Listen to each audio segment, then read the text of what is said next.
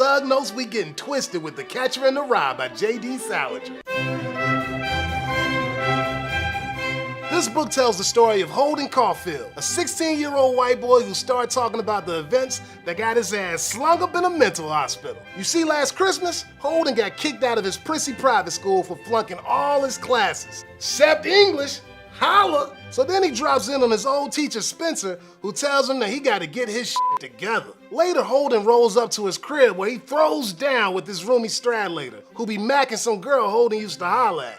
After getting his ass whooped, Holden pieces out to New York City, where he gonna lay low at the Edmont Hotel. Now my boy comes clean to the reader and admits he ain't never busted his cherry, even though he say he always been swimming in shrimp. So he decided to get himself a pro named Sonny and get his freak on. When Sonny rolls up to his crib, Holden chokes like a bitch and say he just wanna talk.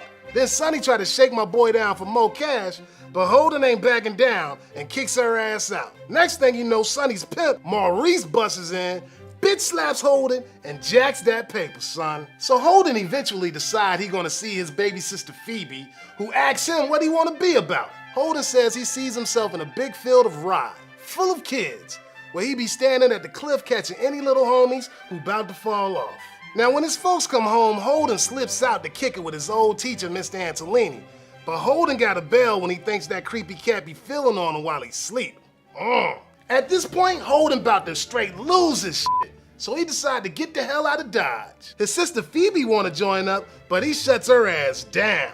Phoebe gets all lamped and tells him to shut his trap. So Holden apologizes to Phoebe and takes her to the zoo where he enjoys watching her kick it on the carousel. At this point, Holden say all he wanna say. He could talk about how he got sick and locked up, but he just ain't feeling it. A true player might say that Catcher illustrates how Holden trying to find stability and acceptance in a broken society full of people that always be faking. But when that fool come up empty-handed, he gotta get real and buck the system. Now break yourself for this here symbol, blood. By turning around his hunting hat, Holden be telling us that his values be the reverse of the rest of society's. And if you rolling like a G, you probably notice that be the same way baseball catchers wear their hat, foreshadowing his role as the catcher in the rye.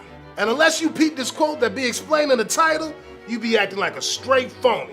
I keep picturing all these little kids playing some game in this big field of rye, and I have to catch everybody if they start to go over the cliff. On the literal, Holden be saving kids from falling off a cliff, but figuratively, he's saving them from all the bent ass shit of adulthood. Even though there ain't nothing Holden can do to stop the pure world of children from changing to the fake ass world of adults, he gonna buck it for himself and other little homies for as long as he can. So when Holden preaching about the glass cases up in the museum, what he really saying is that he don't want to join the ranks of them fake ass adults. He want to freeze time just like them plastic players behind the glass. That's why the only one he can keep it real with is his baby sister Phoebe. But that ain't cutting it.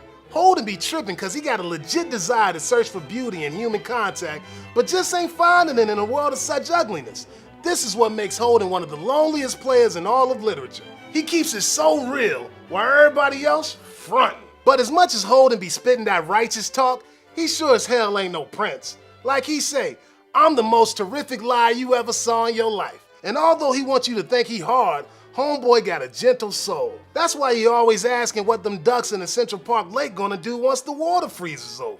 So in the end, this gangster pays the price for being too soft in a world twisted by deceit, by spending his day